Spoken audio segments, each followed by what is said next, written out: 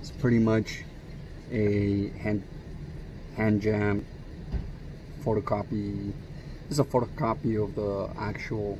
This is a photocopy of the actual plan that I designed these chairs for, and pretty much the dimensions are very basic. I will do my best to try and submit a different, better view of these plans and pretty much the scaling of it. I even had to go as far as putting the degrees of how the chair was gonna tilt back for your back to be able to rest. So with that being said, let's get to it. Alright guys, so the big question, how did I come up with this angle, right? Simple. You know, 2x4. Now, the measurements here on the actual chair back leg and back rest is up to 38 inches high. So using this 2x4, I'm going to show you how I came up with these angles. But for demonstration purposes, we're going to shorten the distance. So instead of 10, I'm going to measure 5 inches. That's so the first thing I did was ensure that at the bottom I had a straight square line. That way, in the off chance that the actual 2x4 was not square, I had it all ready to go. Now from there, from that square line, you measured 5 inches, right? Now, on your initial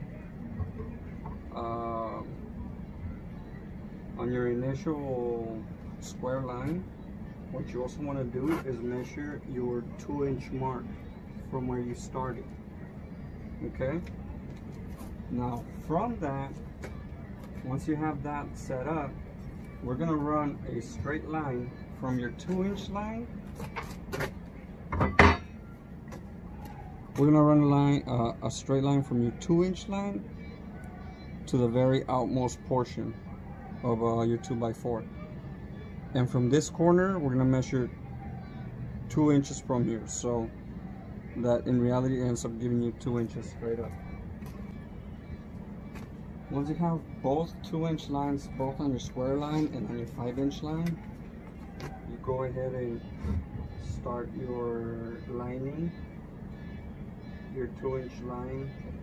That's going to give you the first angle.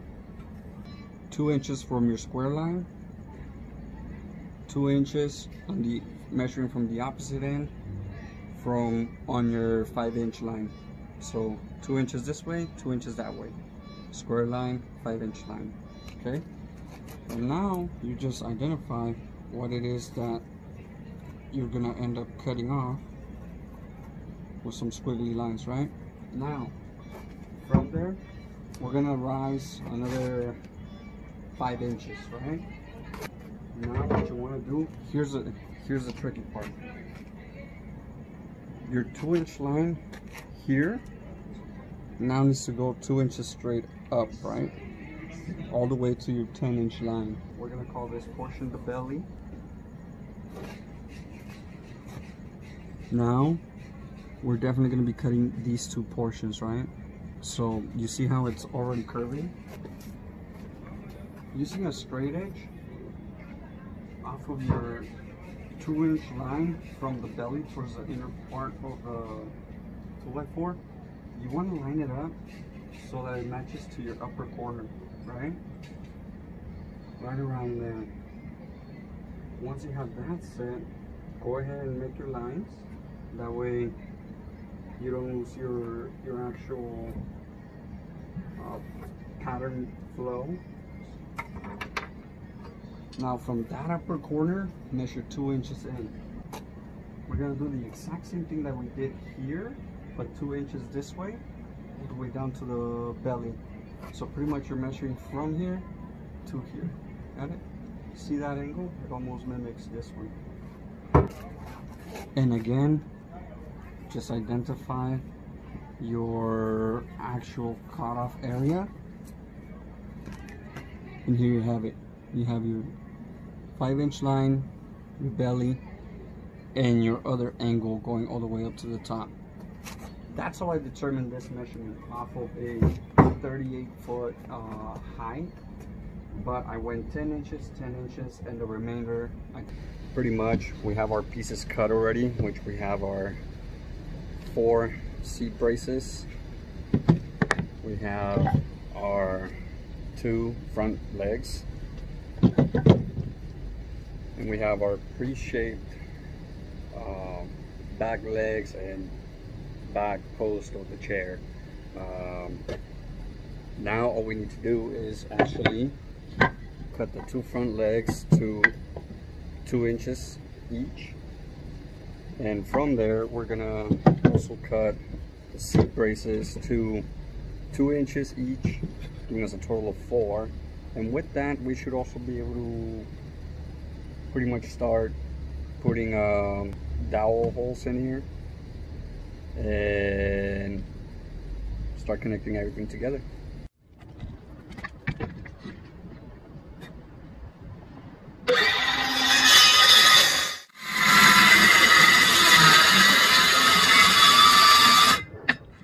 So here we have the 4 seat braces and the 2 front legs cut, ready to go. Now what we need to figure out is the distance between the front leg and the back leg for the bottom, for the leg rest, pretty much. So it should be longer than the brace for the seat, but it also has an angle due to the back leg being roughly about 11 degrees off. So now what I'm gonna have to do is set this bad boy down, get it all squared up. So here you have it, guys. It took me about a couple of seconds to get everything squared away, and had to use a scrap piece as a tensioner so that the bottom wouldn't get crunched up. But I ended up marking the angle and the actual length. That way everything is nice and straight. We need to do 2 of these before we can even decide to glue the actual sides and get the actual next set of dowel holes in, so we can join both sides together to start making the backrest. Alright guys, pretty much to start the dowels, you want to measure, first you gotta make sure that everything's squared, which we just did in the previous panel. But now what you want to do is measure or mark roughly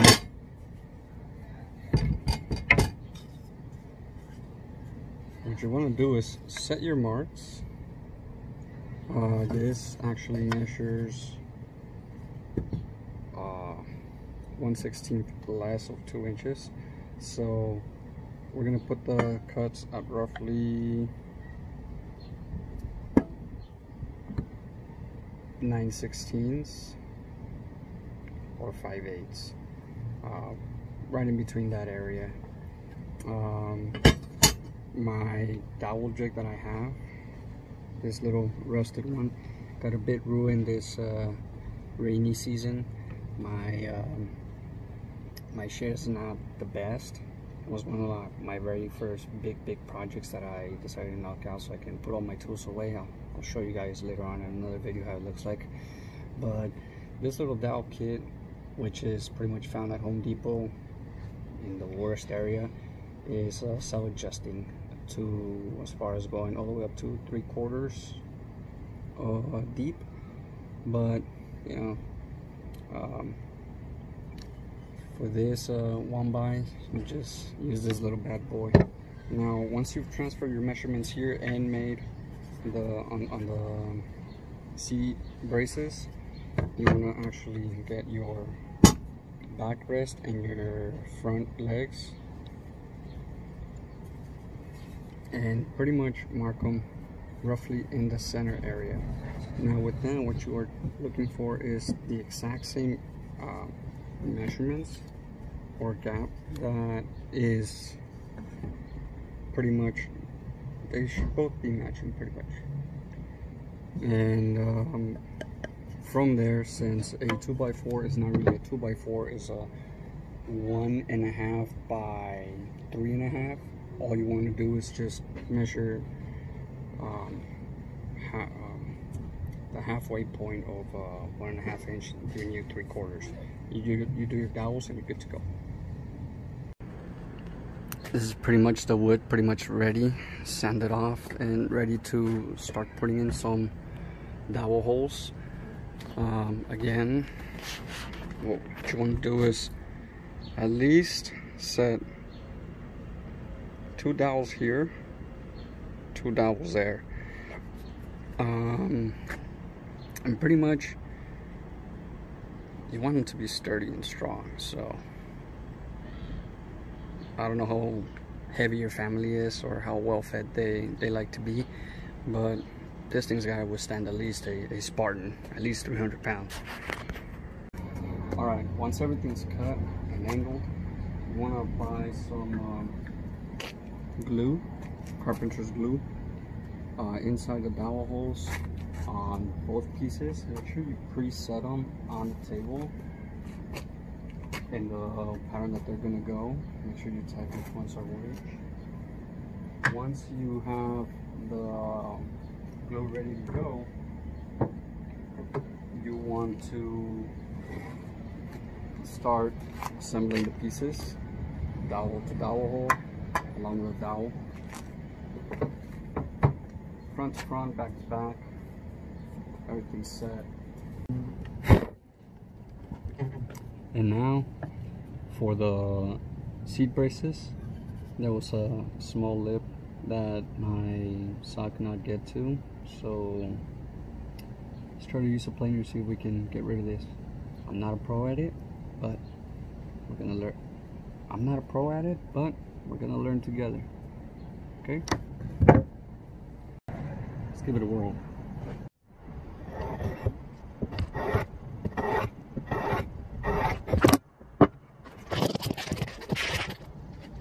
Here.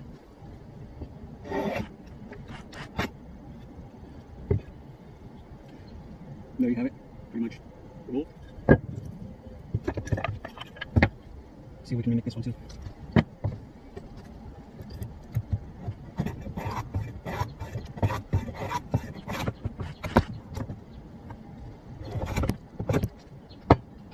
There you have it.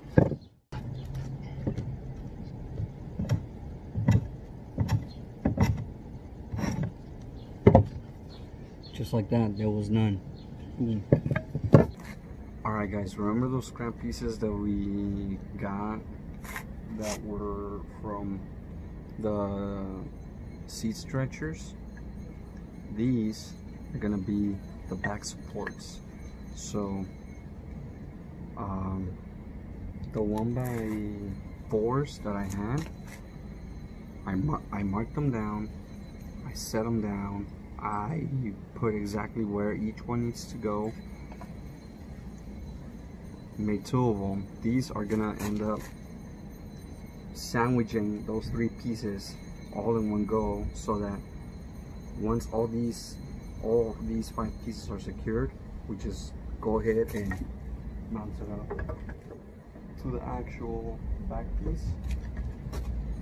But of course, all this is gonna have to happen after we've sanded everything down and taken care of everything. So here we have it, guys. Everything's ready to go, sanded and whatnot. I may apply some wood filler in actual big gap areas, but now that this is fully sanded, that's where I'm going to take that opportunity and fill it in, sand this and fill in the rest as well. So let's get to filling. Alright guys, it took a minute, but I was finally able to glue in and drill in the bottom braces of the legs, the top seat braces on both sides. I let them dry for about 30 minutes. Now, one which is this side of the chair, is already drilled, and it has the screws that I was talking about earlier. So as you can see, just to paraphrase, screws on the bottom, giving support downward. Why? Because the angle in the back is pushing out. So if the weight was to give out, guess what? It just opens up just like that. So if you put screws on the bottom, on the outward side, you're tightening it in. Screws on both sides, left and right. Why there? All of the weight's gonna be here, all of it. So if we can reinforce this middle portion of it, we'll be able to actually maintain more structure. Now, you do realize that the legs are a bit higher than where the actual sitting is gonna go. You'll see what I'm talking about. You'll see how we fix this up. Now, the actual seat, which is this back plate, this wooden box shaped blue pieces of 1x10s, is what's gonna secure on the sides and in the front the actual strength of it. But we'll get there when we get there to that one, okay? We'll cross that bridge when we get to it. I am not gonna lie, making a chair is a bit, it's more like an intermediate level. Just a basic chair is already a headache. It's three-dimensional and whatnot, so you have to play with dimensions, sizes, lengths, widths, heights, and a little bit of common sense engineering. To show you guys real quick, no holes yet, well except this one, but nothing yet. Now on this end, drilled, and drilled, and drilled, and you can actually see the screw. Now the only thing we have to do is everything is pretty much centered. The only seat brace that I have not centered at all is the back one. Why? It's too many clamps already. So I'm gonna secure the bottom one first. Next, I'm gonna work with the front one. That will give me enough play to do the back one. After we do that, we're gonna check for square by measuring corner to corner, opposite corners, back and front, both on the top and on the bottom. Now, I'm running out of light, so chances are I am not gonna get to finish just yet. There may be a part 3 for this portion of the video, so